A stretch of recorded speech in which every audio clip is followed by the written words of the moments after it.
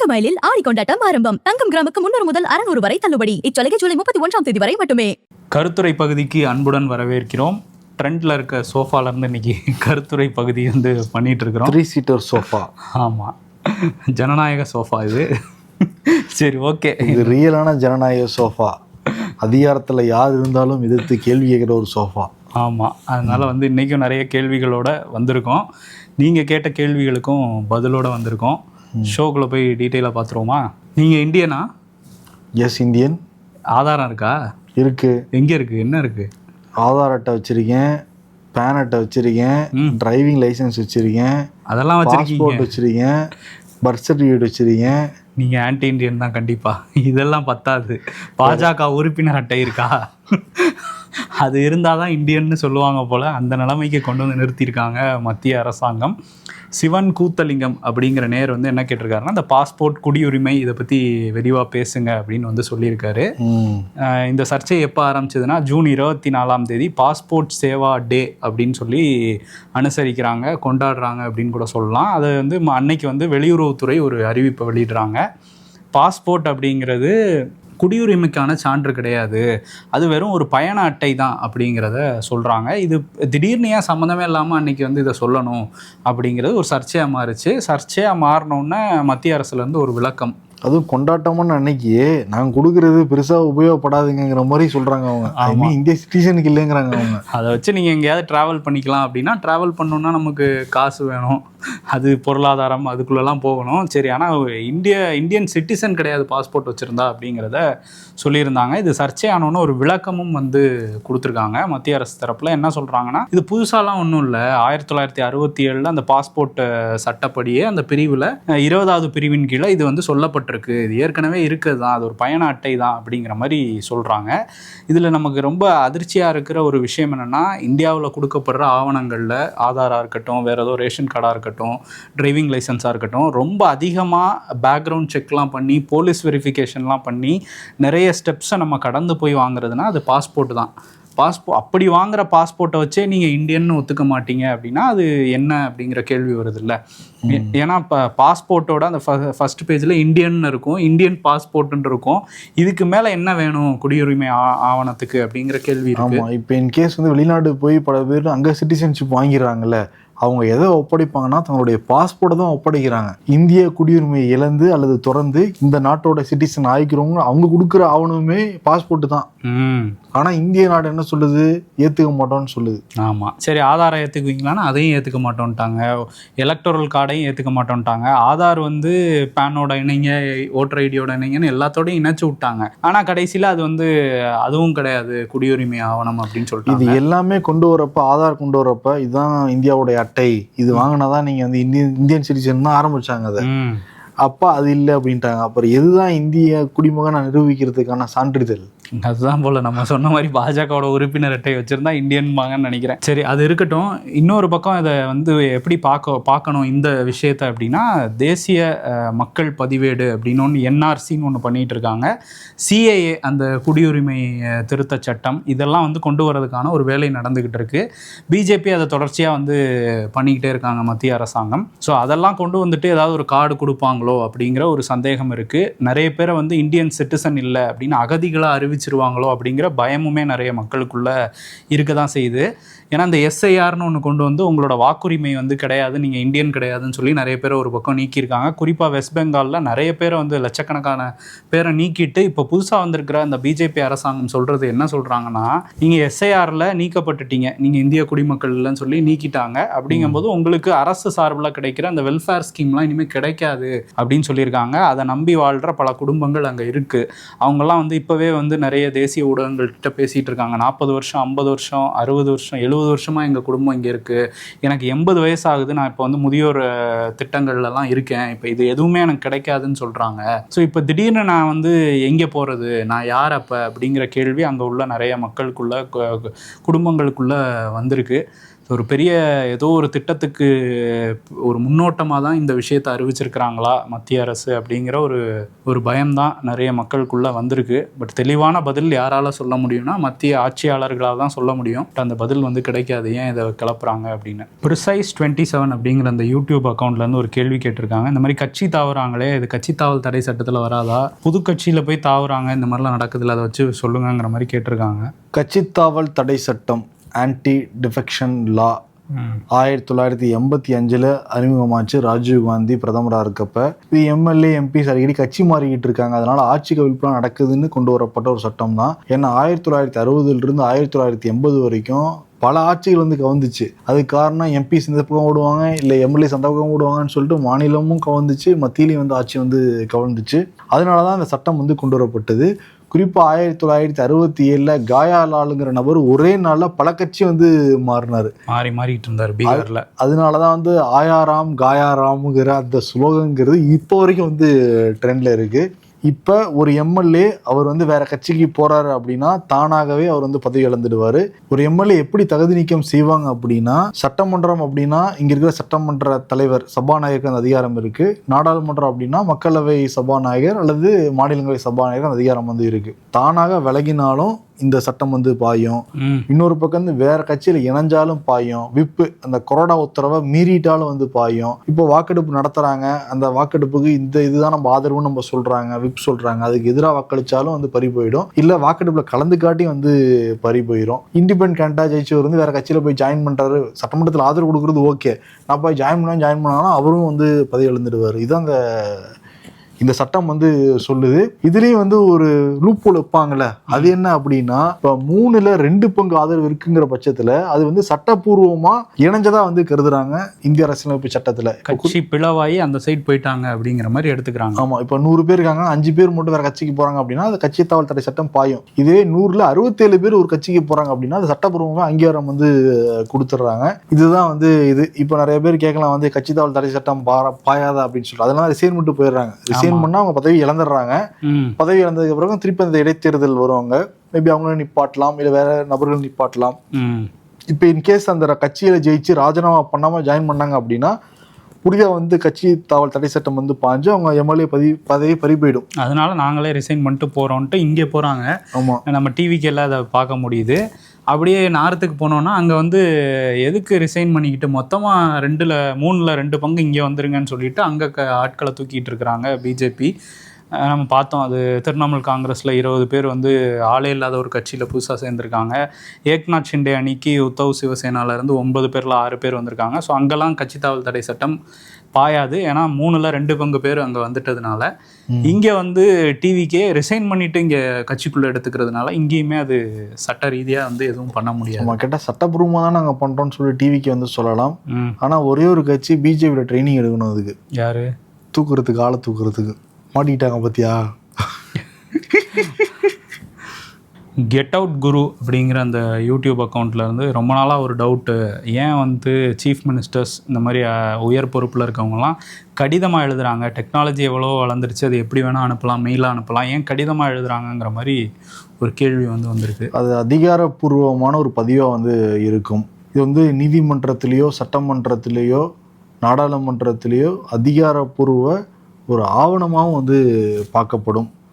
கவனத்தை ஈர்க்கிறதுக்கான ஒரு வழிதான் இது. இப்போ பிஎம்ஓ ஆஃபீஸ்க்கு அனுப்புகிறாங்க அப்படின்னா பிஎம்ஓ ஆஃபீஸுக்குள்ளே அந்த டிபார்ட்மெண்ட் இருக்குன்னா அவங்களே வந்து செயல்படுத்துவாங்க. அப்படி இல்லாட்டி வேறு துறைக்கு வந்து அனுப்பி விட்டுருவாங்க. இதுக்கு பதில் கடிதம் எழுதணுங்கிற எந்த அவசியமும் வந்து கிடையாது. இதுக்கான சட்டம் இருக்கா இல்லை அதுதான் வந்து கட்டாயம் கிட்ட அதுவுமே வந்து கிடையாது. இது ஒரு அணுகுமுறை, ஒரு நடைமுறை தான் இது. இப்போ தமிழ்நாட்டில் பார்க்குறப்ப அந்த பேரிடர் நிதி கொடுங்க, நீட்டு வேணாங்கிறது சொல்லுங்க, ஜிஎஸ்டி பணத்தை வந்து கொடுங்க, இந்த மாதிரி நிறைய விஷயத்து கடிதம் தான் அனுப்புவாங்க. காவேரி பிரச்சனை இந்த மாதிரி விஷயத்தில் எல்லாமே கடிதம் தான் அனுப்பிடுவாங்க. காரணம் அதிகாரப்பூர்வ பதிவாக இருக்கும். இப்போ நீதிமன்றத்தில் வாதாடுறப்ப பார்த்தீங்கன்னா நாங்கள் அன்னைக்கு இந்த தேதியில் பிஎம்ஓ ஆஃபீஸ்க்கு அனுப்பிவிட்டோம், பதில் கடிதம் வரவே இல்லை பதில் கடிதம் வந்ததுன்னு சொல்லிட்டு அதை வச்சு ஒரு ஆவணமாக கிரியேட் பண்ணுறது அதை வந்து பண்ணுறாங்க. ஓகே, அயோத்தி ராமர் கோயில் திருட்டு பற்றி பேசுனீங்க, இன்னும் டீட்டெயிலாக பேசுங்கிற மாதிரி சொல்லியிருக்காங்க. ஏன்னா அந்த இன்வெஸ்டிகேஷனில் தினசரி வர தகவல்கள்லாம் ரொம்ப அதிர்ச்சியாக தான் இருக்குது. அயோத்தியில் ராமர் கோயில் அப்படிங்கிறது அந்த பாபர் மசூதி இருந்த இடத்துல அதுக்கப்புறம் உச்சநீதிமன்ற தீர்ப்பு வச்சு அங்கே கட்டி முடித்தாங்க 2024 எலெக்ஷனுக்கு முன்னாடி. அவசரமாக பிரதமர் மோடியை வந்து கூப்பிட்டு அந்த குடமுழக்கு விழாலாம் நடந்தது. இதெல்லாம் யார் பண்ணாங்கன்னா அந்த ராம ஜென்ம பூமி தீர்த்த சேவா ட்ரஸ்ட் இவங்க தான் வந்து பண்ணுறாங்க. இந்த ட்ரஸ்ட்டு சுற்றி உள்ள சில ஆட்கள் மேலேயே வந்து கம்ப்ளைண்ட்ஸ் வருது, நிறைய குற்றச்சாட்டுகள் வந்திருக்கு இந்த டொனேஷன் திருட்டை ஒட்டி.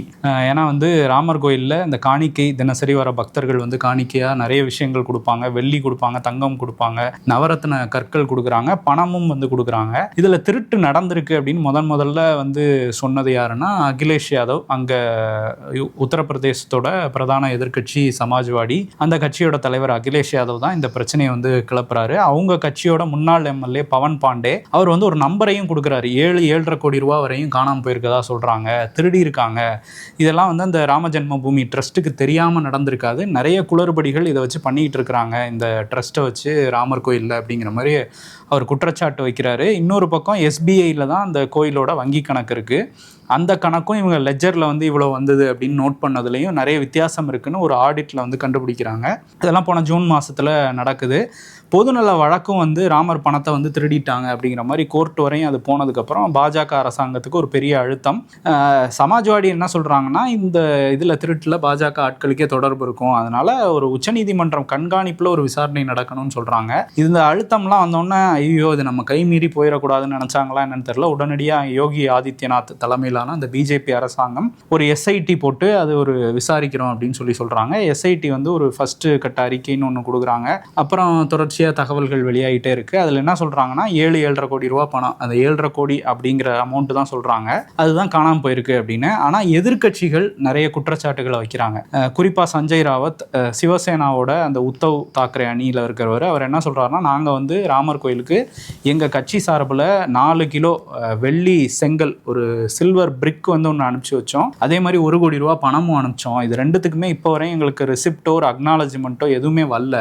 அப்போ அந்த பணமும் வந்து திருடு போயிருக்கணும், அது கணக்கிலே காட்டாமல் இவங்க ஏதோ பண்ணியிருக்காங்கிற மாதிரி அவர் ஒரு குற்றச்சாட்டு வைக்கிறாரு. இன்னும் ஒரு படி மேலே போய் 2000 கோடிக்கு மேலே இதில் அடிச்சிருப்பாங்க, அதில் வந்து பிஜேபி ஆர்எஸ்எஸ்லாம் கூட்டு வச்சுருப்பாங்க, இதை வச்சு தான் எம்பி எம்எல்ஏக்களே வாங்குறாங்கன்ட்டு அவர் ஒரு குற்றச்சாட்டு வைக்கிறாரு. அதே மாதிரி இவங்க அரவிந்த் கெஜ்ரிவால், காங்கிரஸ் உள்ளிட்ட எதிர்க்கட்சிகள் எல்லாருமே இதில் 10,000 கோடி வந்து திருடு போயிருக்கு, இதெல்லாம் பாஜகவோட ஆசீர்வாதத்தோட இந்த ஊழல் வந்து நடந்திருக்கு அப்படிங்கிற மாதிரி அவங்க குற்றச்சாட்டு வைக்கிறாங்க. இப்போ இதில் வந்து புது தகவல்கள் நம்ம சொன்ன மாதிரி அந்த இன்வெஸ்டிகேஷனில் இது எப்படி திருடு போச்சு அப்படிங்கிற ஒரு இது இருக்குது. இன்னொரு பக்கம் எஸ்ஐடி வந்து இந்த மாதிரி வெள்ளி தங்கம் இதெல்லாம் திருடு போனதாக சொல்கிறாங்க. அப்படிலாம் எதுவுமே திருடு போகல, வெள்ளி இந்த செங்கல்லாம் உருக்கிறதுக்கு பணிக்காக வெளியே போயிருக்கு, அதெல்லாம் லெஜரில் குறிப்பிட்டிருக்காங்கங்கிற மாதிரி அவங்க சொல்கிறாங்க. இதெல்லாம் வந்து உள்ள அவங்க பாஜக அரசாங்கத்தோட போலீஸே விசாரிக்கிறதுனால பொய் தகவல்கள்ங்கிறது எதிர்க்கட்சி சொல்கிற குற்றச்சாட்டு. இப்போ புதுசாக வந்து என்னென்ன தகவல்கள்லாம் வந்துகிட்டு இருக்குன்னா திருட்டு எப்படி நடந்திருக்கும், ஏன்னா அந்த கண்காணிப்பு எல்லா பக்கமும் கேமரா இருக்கும், ஒரு செக்யூர்டாக தான் ரொம்ப ரொம்ப பாதுகாப்போடு தான் அந்த காணிக்கை எண்ணும் பணி வந்து நடந்திருக்கு. ஆனால் அந்த டைமில் சிசிடிவி சில காட்சிகள் அழிக்கப்பட்டிருக்கு அப்படிங்கிற மாதிரி எஸ்ஐடியில் சொல்கிறாங்க. இன்னும் சில காட்சிகள் எப்படி மறைச்சிருக்காங்கன்னா ஒருத்தர் எண்ணிக்கிட்டு இருந்தாருன்னா அவரை சுற்றி கேமரா தெரியாத அளவுக்கு ஒரு 4-5 பேர் நின்றுட்டு இருந்திருக்காங்க. அவங்கெல்லாம் வந்து அந்த திருட்டு சம்பவம் அந்த டைமில் தான் நடந்திருக்கணும், கேமராவில் தெரியாதபடி மறைச்சிருக்காங்க. திருடி என்ன பண்ணியிருக்காங்கன்னா அதை எடுத்துகிட்டு போய் அங்கே உள்ள வாஷ்ரூமில் வந்து வச்சுருக்காங்க, பதுக்கி வச்சுருக்காங்க, பணத்தை வந்து மொத்தமாக கொண்டு போய். அதுக்கப்புறம் மொத்தமாக வெளியே எடுத்துகிட்டு போக முடியாது செக்யூரிட்டிலாம் இருக்கிறதுனால அப்படிங்கிறதுனால அப்பப்போ அங்கே கோயில்களுக்குள்ளே வந்து போகிறவங்க தான் இந்த எண்ணும் பணியிலையும் ஈடுபட்டிருக்கனால அப்பப்போ கொஞ்சம் கொஞ்சமாக எடுத்துகிட்டு போயிருக்காங்க வெளியே அப்படிங்கிற மாதிரி எஸ்ஐடி வந்து சொல்கிறாங்க. இதில் முக்கியமான குற்றவாளியாக 8 பேர் கைது பண்ணிருக்காங்க. முக்கியமான குற்றவாளியாக டின்னு யாதவ் அப்படிங்கிறவர் வந்து சொல்கிறாங்க. இவர் யாருன்னா அந்த ராமஜென்ம பூமி ட்ரஸ்டோட ஜெனரல் செக்ரட்டரி சம்பத் ராய், அவரோட முன்னாள் ஓட்டுநர், இப்பயுமே ரொம்ப நெருங்கிய வட்டாரத்தில் இருக்கவர். அவர் வந்து இதில் முக்கியமான குற்றவாளின்னு சொல்கிறாங்க. அவர் இன்னும் சில பேர் வந்து கைது பண்ணியிருக்காங்க. இவங்கெல்லாம் வந்து ரொம்ப குறைச்சி சம்பளம் தான் சொல்கிறாங்க, 20,000 ரூபா 25,000 ரூபா இப்படி தான் சம்பளம் வாங்குறாங்க. ஆனால் இவங்களில் சில பேர் வந்து பண்ணை வீடு கட்டியிருக்காங்க, புதுசாக கார் வாங்கியிருக்காங்க, இதெல்லாம் வந்து இந்த பணத்தில் தான் பண்ணியிருப்பாங்கங்கிற மாதிரி போலீஸ் குற்றச்சாட்டு வைக்கிறாங்க. இதில் கைதானத்தில் ஒருத்தர் வீட்டுக்கு போய் அங்கே உள்ள அந்த மாட்டு சாணத்தெல்லாம் விளக்கிட்டு பார்க்கும்போது அதில் கட்டுக்கட்டாக பணம் இருந்ததாக வந்து எஸ்ஐடி வந்து சொல்கிறாங்க. இப்போ புதுசாக கூட சில கைதுகள் வந்து நடந்துகிட்டு இருக்கு இந்த ராமர் கோயிலில் காணிக்கை திருடு போனதை ஒட்டி. ஆனால் இதில் விசாரணையில் நிறைய பெரிய புள்ளிகள் காப்பாற்றப்படுறாங்க அப்படிங்கிற விஷயமும் சொல்கிறாங்க. இதில் இந்த சம்பத் ராய் அப்படிங்கிறவரை அரெஸ்ட் பண்ணணும், அந்த ட்ரஸ்டியாக இருக்க அனில்ங்கிறவரை வந்து அரெஸ்ட் பண்ணணும், இதெல்லாம் வந்து நடக்கணும்னு சொல்லிட்டு ஃபைசாபாதோட பார் அசோசியேஷன் ப்ரெஷர் கொடுக்குறாங்க. பட் அவரெல்லாம் விசாரிக்கிறதுக்கு போலீஸ் தயாராக இருக்க மாதிரி தெரியல. ஏன்னா விஸ்வ இந்து பரிஷத், ஆர்எஸ்எஸ் இதுக்கெல்லாம் கூட தொடர்பு இருக்குது இந்த திருட்டுலங்கிற மாதிரி சொல்கிறாங்க. ராமர் பேரை வச்சு ஒரு பெரிய பாவத்தை பண்ணிட்டாங்க அப்படிங்கிறது எதிர்க்கட்சிகள் சொல்கிறது. இதில் அந்த ஃபைசாபாத் கோர்ட்டில் உள்ள அந்த வக்கீல்கள்லாம் என்ன சொல்கிறாங்கன்னா, இதில் சம்மந்தப்பட்ட யாருக்குமே நாங்கள் வாதாட மாட்டோம், இவங்கெல்லாம் பெரிய பாவம் பண்ணியிருக்காங்கங்கிற மாதிரிலாம் சொல்கிறாங்க. இந்த அழுத்தங்கள்லாம் எப்படி சமாளித்து இதில் ஒரு நேர்மையான விசாரணை நடத்துவாங்களா பிஜேபி அப்படிங்கிறதெல்லாம் ஒரு கேள்விக்குறி தான். பட்டு ராமரை வேண்டிக்கிற பக்தர்கள் எல்லாம் சொல்கிறது இதில் யார் தப்பு பண்ணியிருந்தாலும் தண்டிக்கப்படணும்னு. பட் பெரிய தலைகள் காப்பாற்றப்படுவார்கள்ங்கிறது எதிர்க்கட்சிகள் சொல்கிறது. போக போக தான் தெரியும். நடராஜன்கிற நேயர் சர்க்காசமாக ஒரு கமெண்ட் போட்டிருக்காரு. அந்த கச்சா எண்ணெய் விலை ஏறும்போது மத்திய அரசோட கண்களுக்கு தெரியும், இறங்கும்போது தெரியாது அப்படிங்கிற மாதிரி போட்டிருக்காரு. அவங்களுக்கு என்னதான் தெரியும் மக்கள் விலைவாசியை பற்றி? கச்சா எண்ணெய் விலை $100 மேலே, ஏன் $120 வரைக்கும் மேலே வந்து போச்சு. காரணம் வந்து அந்த ஈரான், இஸ்ரேல், அமெரிக்கா வார் தான். இப்போ அது ஓரளவுக்கு வந்து அமைதி ஒப்பந்தம்லாம் வந்து போய்கிட்டு இருக்கிற நேரத்தில் போருக்கு முன்பு எப்படி இருந்ததோ கச்சா எண்ணெய் அந்த அளவுக்கு இறங்கிருச்சு. இப்போ குறைக்கணுமே வேணாமா, பேச்சே கிடையாது பெட்ரோல் டீசல் விலையை பொறுத்த வரைக்கும். ஆனால் என்னென்னா ஒவ்வொரு மாதமும் தொடக்கத்தில் அதே வீட்டு சிலிண்டர் இதெல்லாம் வந்து விலை நிர்ணயம் பண்ணுவாங்க. இப்போ வணிக சிலிண்டர் வந்து போன மாதம் வரைக்கும் 3283 விற்றுக்கிட்டு இருந்தாங்க. இப்போ 177 ரூபா குறைச்சி 3106 ரூபாய்க்கு வந்து கொடுக்குறாங்க. இது 20 கிலோ சிலிண்டரு. இதே வீட்டு உபயோக சிலிண்டர் வந்து 29 ரூபா அதிகரித்து 928 ரூபாய்க்கு கொடுத்துட்டு இருந்தவங்க 29 ரூபா அதிகரித்து 957 ரூபாய்க்கு வந்து கொடுத்துக்கிட்டு இருக்காங்க. இப்போ அந்த விலையெல்லாம் வந்து குறைக்கல. இப்போ என்னன்னா இந்த வணிக சிலிண்டர்னால தான் எல்லா ஹோட்டல்ஸ்லையும் விலைவாசிலாம் கண்ணாபிரான்னு ஏறிடுச்சு. இப்போ இந்த 177 ரூபா குறைச்சதுனால குறைப்பாங்கன்னா நமக்கு குறைக்க மாட்டாங்க. பேச்சுலர்ஸ் எல்லாம் பாதிக்கப்படுவாங்க. குறிப்பாக இந்த டீசல் பெட்ரோல் விலையை குறைச்சாலே பல பொருட்களோட விலை வந்து கம்மியாகும். அதை குறைப்பாங்களான்னு கேட்டால் இது வரைக்கும் இல்லை. அந்த ஏறுனப்ப 5-6 நாள்லேயே பதட்டமாகி எவ்வளோ பேர் பேட்டி கொடுத்தாங்க. மத்திய அமைச்சர், மத்திய இணையமைச்சர், அதிகாரிகள் ஏகப்பட்ட பேர் இந்த பேட்டி கொடுத்து இதனால ஒவ்வொரு நாளும் பல கோடி ரூபா லாஸ் நடக்குது, இதெல்லாம் ஏற்றுக்க முடியாது, கம்பெனிக்கு லாஸ் ஆகுதுன்னு சொல்லிட்டு உடனடியாக ஏற்றுனாங்க. 10-15 நாளே 9 ரூபா வரைக்கும் ஏற்றிட்டு போனாங்க. இப்போ இது விலை குறைஞ்சு ஒரு 20 நாளைக்கு மேலே 10 நாளைக்கு மேலே ஆயிடுச்சு. குறைஞ்சது 15 நாள் வரைக்கும் வந்திருக்கு இது வரைக்கும். இப்போ சத்தத்தையே காணோம். இல்லை, அதான் ஒரு நேயர் வந்து போட்டிருக்காரு, கிருஷ்ணமூர்த்திங்கிற நேயர், யூபி எலெக்ஷன் வரைக்கும் வெயிட் பண்ணுங்க பெட்ரோல் விலை குறையும் அப்படின்னு போட்டிருக்காரு. அதுக்கு இன்னும் பிப்ரவரியில தான் நடக்க போகுது. ஆமாம், 7-8 மாதம் இருக்குது, பார்ப்போம்.